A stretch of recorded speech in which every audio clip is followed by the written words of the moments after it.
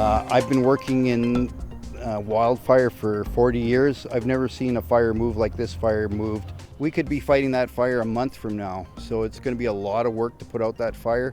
Un feu de forêt important qui voyageait à une vitesse d'environ 2 km/h menace toujours la communauté de Cranberry Portage. Près de 32 000 hectares de forêt sont touchés par les flammes au nord-ouest du Manitoba. Des avions anti-incendie du Manitoba et de la Saskatchewan s'efforcent d'éteindre les flammes et des équipes supplémentaires de l'Ontario sont attendues cette semaine.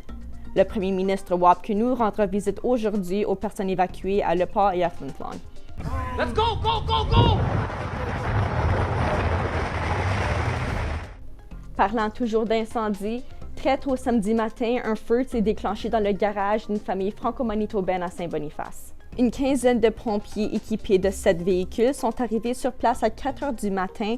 Ils ont lutté contre les flammes pendant plus d'une heure et demie. Malgré les dégâts, la maison construite en 1944 pourrait être sauvée. Une enquête est ouverte pour déterminer l'origine de l'incendie. Une cagnotte a été mise en place pour venir en aide à la famille dans ce projet. On a commencé des étapes à se trouver autre logement qu'on pourrait s'installer là durant la période de reconstruction et on a une couple d'options qui vont bien fonctionner. Et pour terminer, pour la première fois depuis 6 ans, le spectacle Surboom sera de retour dans la salle du Centenaire à Winnipeg. Ce soir, plus de 1000 élèves de la 4e, 5e et 6e année vont interpréter des chansons en français de différents pays de la francophonie et aussi des chansons dans d'autres langues. L'événement est organisé par la Division scolaire franco-manitobaine une fois tous les 3 ans, mais la dernière édition prévue en 2021 a dû être repoussée en raison de la pandémie. C'est quand même un événement unique qu'ils vivront une seule fois dans leur parcours scolaire.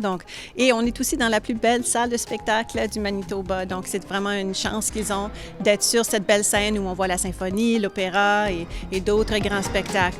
Et voilà, c'est ce qui conclut notre vidéo journal. On se voit demain.